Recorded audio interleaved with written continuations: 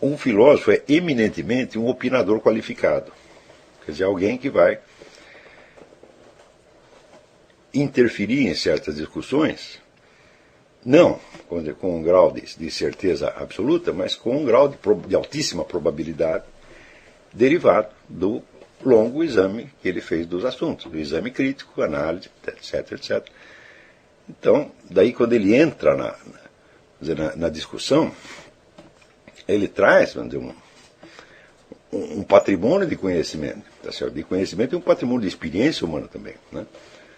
Aí sim vale a pena ser ouvido, tá certo? Quer dizer, eu posso dizer isso para vocês porque eu fiquei quietinho até os 48 anos de idade. Quer dizer, no começo da minha carreira eu escrevi várias besteiras, né? Em jornais, revistas, etc, etc. Também tinha opinião sobre tudo. Né? Graças a Deus esses escritos meus de juventude desapareceram, tá certo? Mas eu logo parei com aquilo e eu percebi que eu não tinha por que flagelar a humanidade, tá certo? Né? Com esta descarga dos meus dejetos mentais em forma escrita. Então eu fiquei quietinho, passei a escrever somente aquilo que a minha profissão exigia e não dava opinião sobre nada e não dei opinião sobre nada até os 48 anos de idade. Também inspirado no exemplo de Aristóteles, que, né, entrou na Academia Platônica com 19 anos e saiu de lá com 39, quer dizer, ficou 20 anos ouvindo antes de abrir a boca, né? Então, a não ser aquelas aulas que o próprio Platão lhe pedia que desse, que eram aulas de natureza técnica sobre a retórica e dialética. Também por ter descoberto ao longo dos estudos que raríssimas obras filosóficas foram escritas, obras filosóficas de real valor, foram escritas por pessoas jovens. Você vê que existe precocidade, por exemplo, em música, em matemática, em poesia, nas ciências naturais, física, tal, mas em filosofia a precocidade é a coisa mais rara que existe. Quando o sujeito ele estreia na filosofia aos 20 e poucos anos, todo mundo diz que ele é um gênio, acontece o que aconteceu com Schelling. Schelling teve que recomeçar 4 vezes. Ele começou, fez aquele sucesso, daí ele mesmo disse, epa, não é assim. Começa de novo. Começou 4 vezes. Eric Wegelin, mesma coisa. Se você lê o livro dele, né, os primeiros livros dele, né, como o da...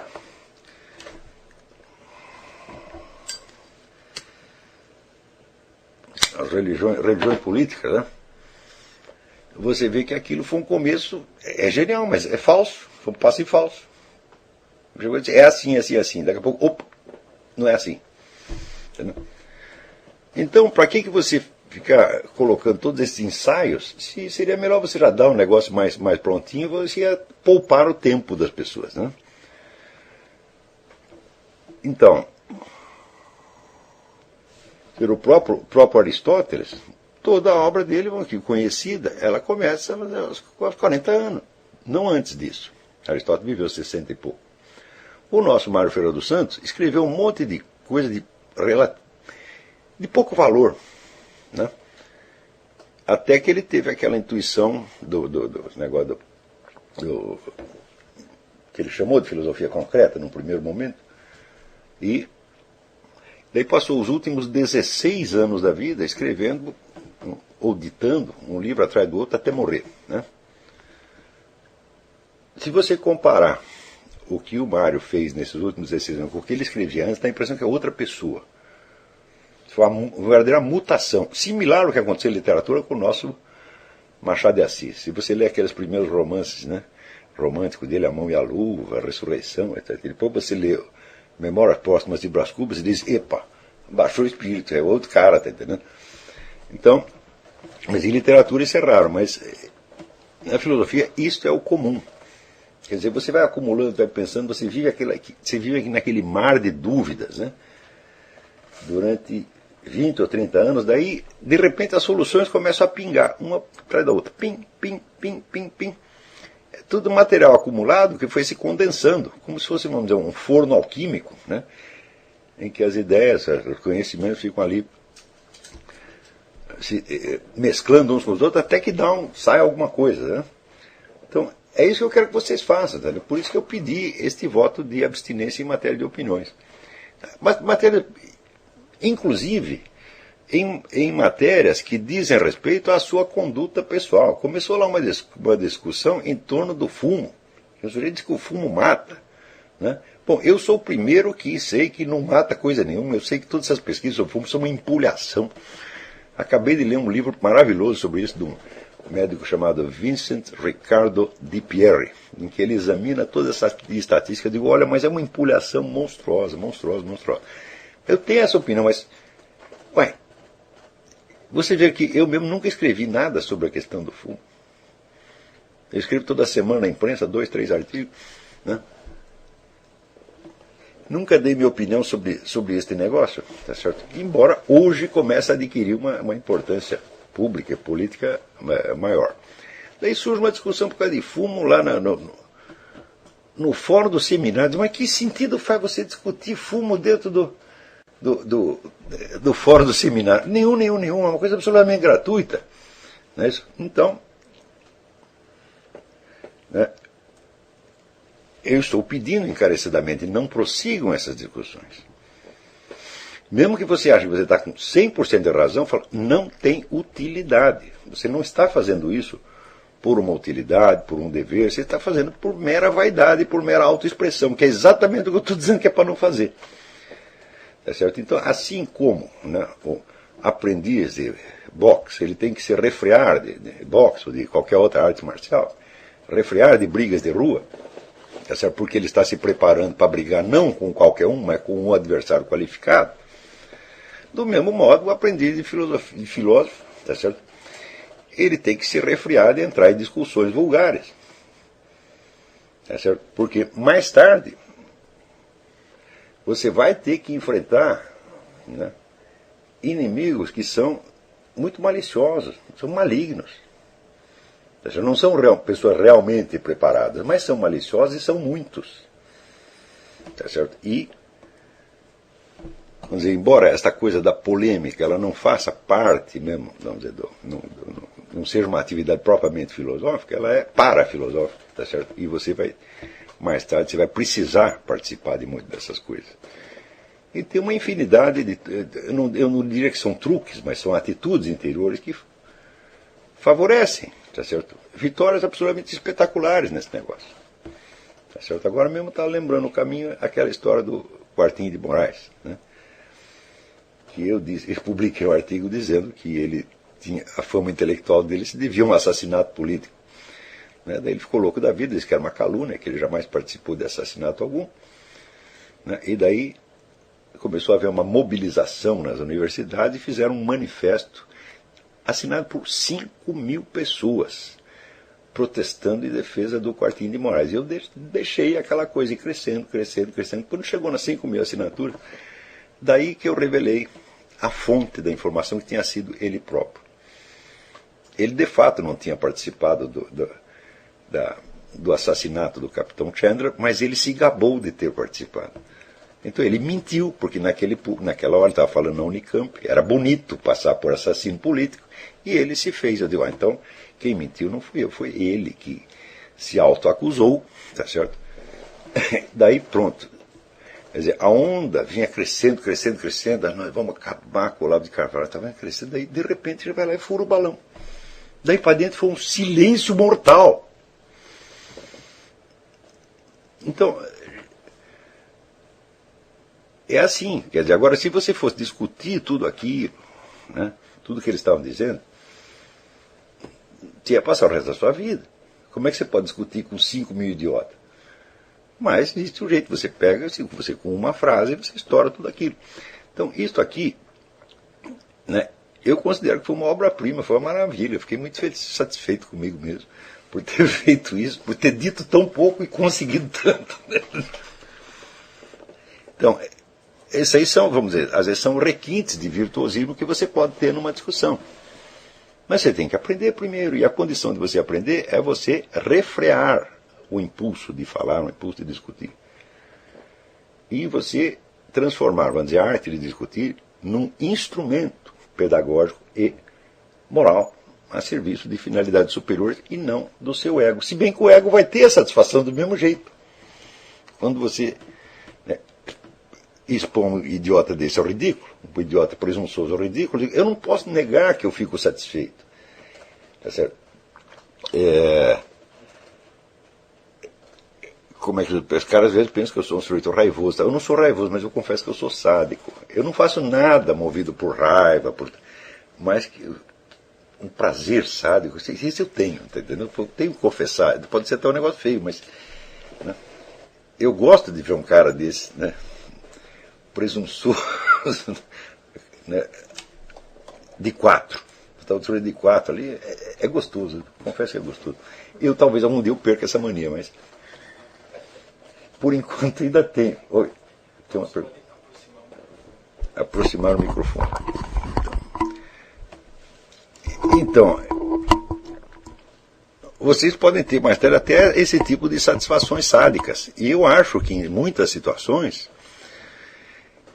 esse tipo de atitude é moralmente justificável e até obrigatório. Quer dizer, numa situação onde essa pestilência intelectual se torna disseminada num país inteiro, e toma um país inteiro, você é obrigado a agir de uma maneira mais drástica, não digo para acabar com isso, mas criar um espaço onde as pessoas possam respirar. Por exemplo, hoje nós temos esse espaço aqui neste seminário. Hoje as pessoas que estão buscando cultura superior, elas têm onde buscar. Tá certo? Mas nós tivemos que abrir esse espaço com os cotovelos, tá entendendo? Então, muitas vezes, peguei um sujeito para vítima, né? Como eu fiz com aquele infeliz que escreveu o artigo que ficou comendo nas ideias vegetais, tá certo? Aquele sujeito ele nunca mais se levantou, ele nunca mais escreveu nada, ele ficou quieto, tá entendendo? Ele foi para casa, né? O Enio Candotti, o homem da SBPC, que até desistiu da carreira científica, foi plantar alface, né? Então, eu tive que fazer algumas vítimas pelo caminho para poder abrir um espaço onde pudesse haver dar uma chance para a cultura superior de novo. Para poder abrir um espaço de verdadeira respeitabilidade da cultura superior. Porque se você... Veja, a afetação de respeitabilidade, a afetação de importância, são tremendamente destrutivas. A cultura superior tem que ser uma coisa baseada inteiramente na autenticidade, na coisa genuína, na sinceridade, senão não funciona. Vamos dizer, até literariamente, falando, até no estilo literário. Você vê que a falsidade, ela literalmente ela soa mal. Quando eu era moleque, quando eu comecei a aprender, aos 20 e poucos anos, ainda havia leitores em número suficiente que sabiam reconhecer isso. Pegavam um texto e falavam, isso aqui está soando falso, está pegando mal na orelha. Hoje em dia a pessoa não se percebe mais isso, né? Às vezes não percebe nem sequer do ponto de vista, vamos dizer, sonoro, auditivo. O Bruno Tolentino se queixava muito disso, as pessoas não têm ouvido mais. Quer dizer, escreve uma coisa que está soando mal, ridículo, mas elas não percebem, né? Então, por exemplo, restaurar esta percepção do que é genuíno, do que é autêntico, tá certo? E do que é falso, né? Do que é de papelão, é fundamental para a alta cultura. Tá certo? Então, isso aí, se não fosse por este objetivo, eu jamais teria exposto nenhum desses caras à humilhação como eu fiz. Tá? Então, assim, pelo simples prazer de mostrar que eu sou gostoso, sou mais forte que ele, eu falo, mas escuta, pega entre eu e o Emir Sader, falo, a diferença de força intelectual entre eu e o Emir Sader não é mensurável, porque é a diferença entre o nada e alguma coisa. Tá entendendo? Então, eu sou alguma coisa, ele está um pouco abaixo do nada. Então, eu falo, não dá para medir isso aí. Então, o pessoal diz, é covardia. Claro que é covardia, é coisa de bater em criança. Mas eu fui obrigado a fazer isso por um motivo moral. Eu falo, não, eles são infantis, são pueris, são despreparados, mas são os donos do pedaço e se acham, né, uns gênios. Então nós temos que destruir, nós temos que cortar a cabeça, porque senão o pessoal em volta não vai perceber o ridículo da situação. Agora muita gente perdeu. Depois que saiu o imbecil coletivo tem uma função curativa. As pessoas perderam o medo desses palhaços. Tá?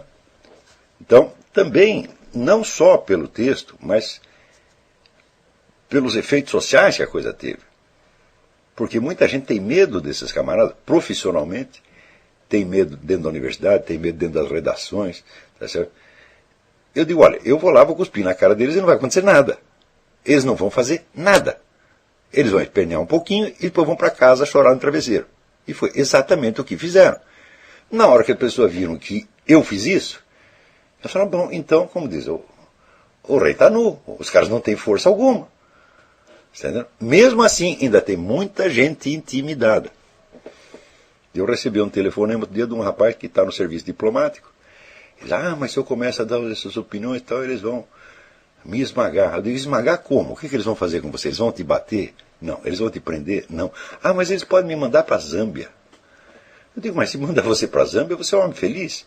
Porque na Zâmbia o serviço diplomático não tem absolutamente nada para fazer e você vai ter o dia inteiro para você estudar.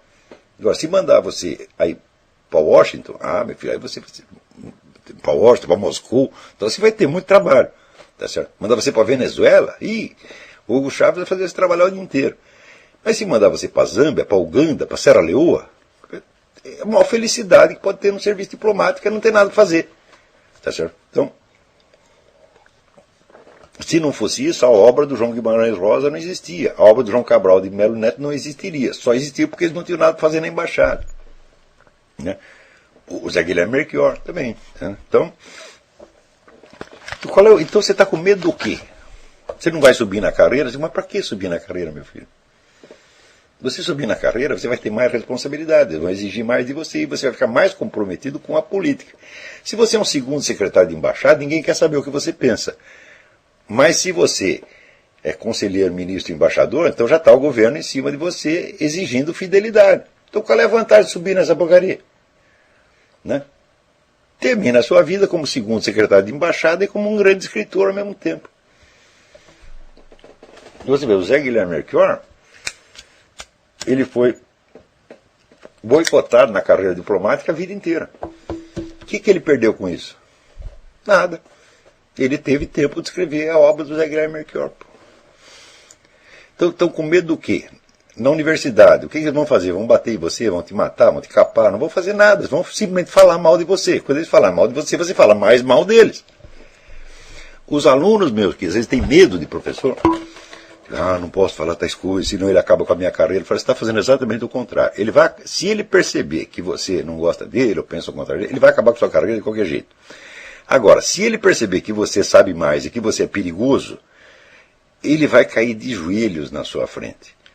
Então o que você faz? Você estuda bastante a matéria e toda hora você humilha o sujeito. Quando ele disser tal coisa assim, assim, ele fala, não, professor, não é nada disso, é assim, assim, assim, assim, assim, o senhor não estudou, não fez lição de casa. Faça isso umas 4 vezes e você vai ver que o homem vai começar a tremer nos alicerces. Eu tenho vários alunos que experimentaram esse método e sempre deu certo. Você vê que eu recebo depoimento, aquele negócio lá dá certo, eu fiz, agora só tenho 10. Não. Claro que tem 10, é o 10 preventivo, você está te dando 10 para comprar o seu silêncio. Né? Agora, se você fica bonzinho, tá falando, aí ele sobe em cima mesmo. É um negócio que falava o Donald Rumsfeld, com toda a razão. A fraqueza atrai a agressividade. De modo que São Tomás de Aquino já dizia a mesma coisa. A diferença entre o ódio e o medo é o seguinte, se você percebe que o adversário é mais fraco, você fica com ódio. Se você percebe que ele é mais forte, você fica com medo. Então, no fundo, é a mesma emoção. Então, estou dizendo tudo isso porque, seguinte, a arte da discussão, que advém, vamos dizer, da arte, da análise, da compreensão profunda, etc., etc., vai ser uma das armas que você vai adquirir aqui para você usar em coisas de grande importância. Então, ficar gastando isso num fórum então, é ejaculação precoce, minha gente. Tá? Então, por favor, vamos parar com isso já. Esta advertência que eu dei, ela não é uma coisa extra ao curso, ela faz parte do curso. Muito bem. Partindo disso aí, nós já podemos entrar no que seria verdadeiramente o assunto desta aula, que é o seguinte, se vocês... Vamos dizer, o único motivo que esse pessoal que estuda na USP tem para achar que eles são profissionais da filosofia, quando não são profissionais de nada, são todos uns amadores, todos uns coitados, é o fato de que, muito antigamente, eles aprenderam uma técnica de análise de texto com um sujeito chamado Martial Guerroux. Guerroux escreveu um livro esplêndido que chama Descartes selon l'ordre des raisons. Descartes segundo a ordem das razões. Na qual ele vendo todas as discussões controversas em torno de Descartes, ele decide resolvê-las mediante uma volta ao texto das Meditações de Filosofia Primeira do Descartes, que ele vai então analisando frase por frase, desmontando frase por frase e reconstruindo a estrutura, né, da argumentação inteira. É um trabalho muito bonito, tá certo? E o Guerrero, eu não sei se o Guerrero chegou a lecionar na USP ou se foi através de algum discípulo, eu sei que essa coisa chegou lá. E eles então ficaram com mania da análise de texto, tá certo? Então, pegava um texto, decompunha nos seus vários pedaços e ia montando de novo a estrutura da argumentação. Bom, essa técnica, sem dúvida, é muito útil.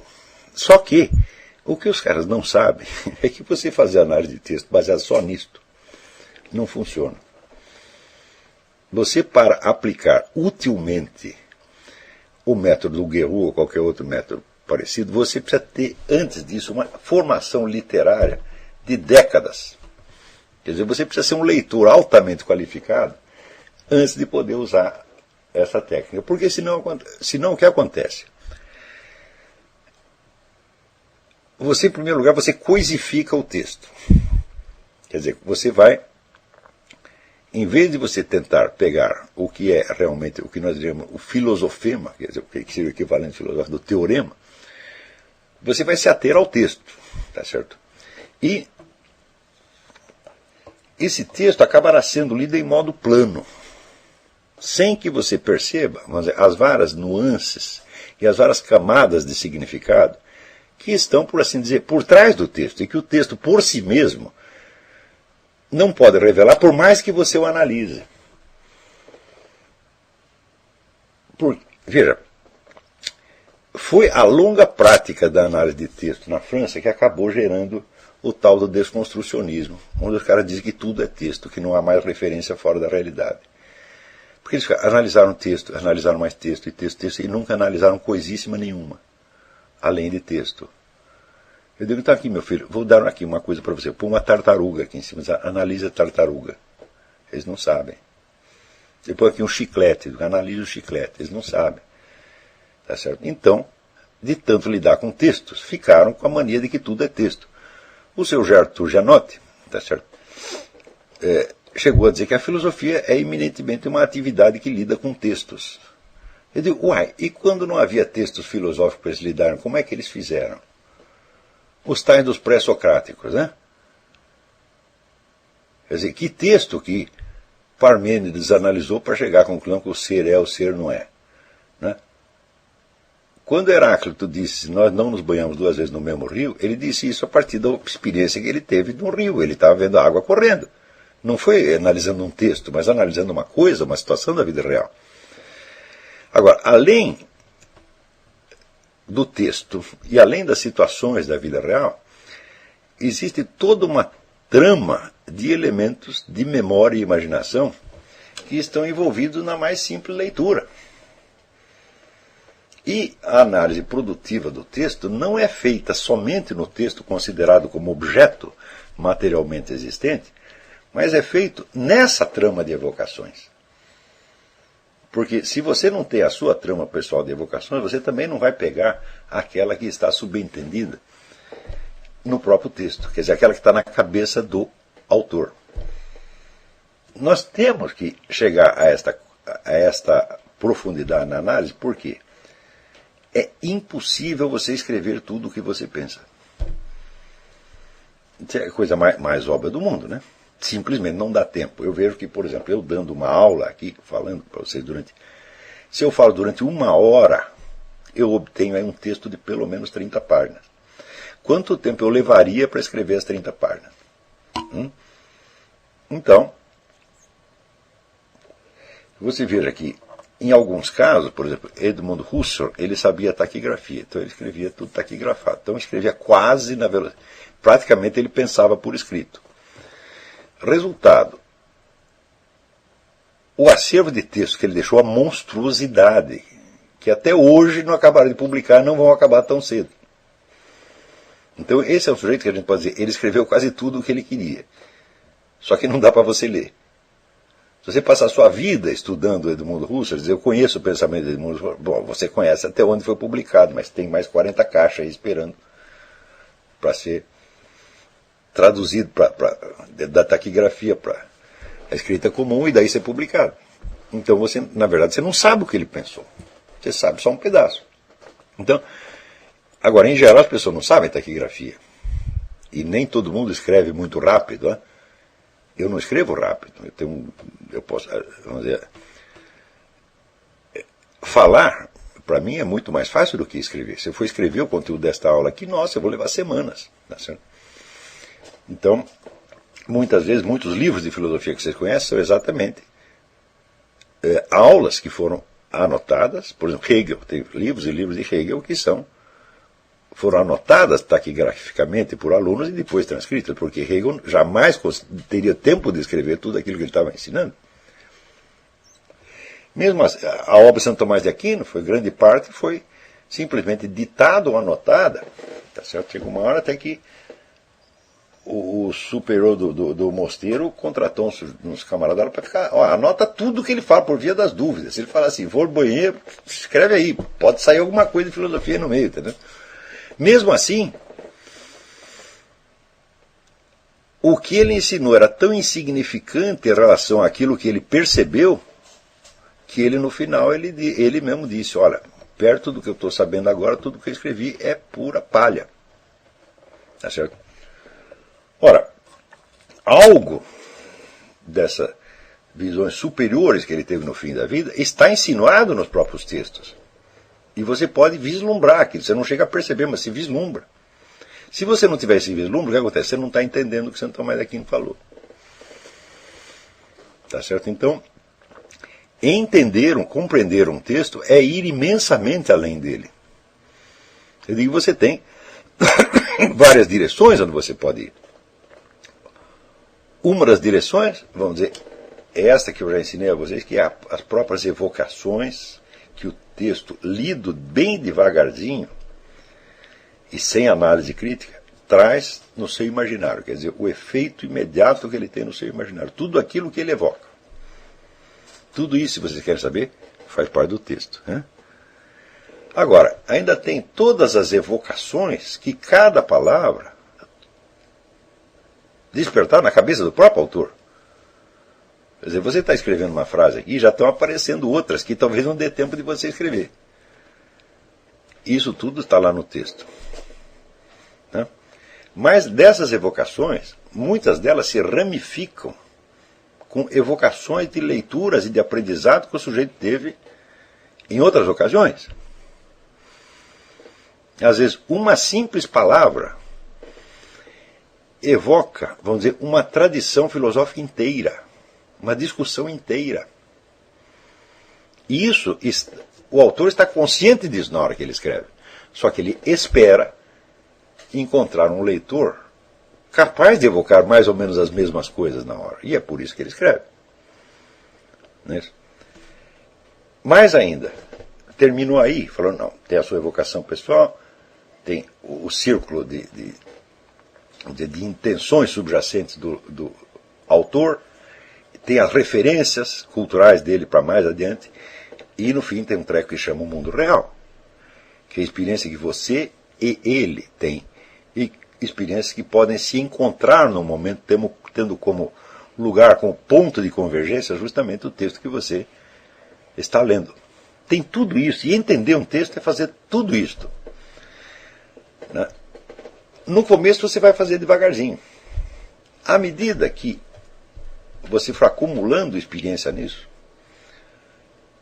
em que, através, vamos dizer, da leitura, do estudo, você vai adquirindo outras possibilidades de evocações, você vai ver como essa leitura vai se enriquecer. Agora, a pura análise de texto não vai te dar isso aqui. A não ser que ela seja complementada por essas evocações. Então, tal como ensinado na USP, esse negócio da análise de texto virou um fetiche. Tá certo? E ele não revela, de fato, nenhuma habilidade filosófica. A análise de texto é uma coisa tão simples que um macaco, se você ensinar bem, ele aprende. Tá certo? Agora, a verdadeira análise de texto, que é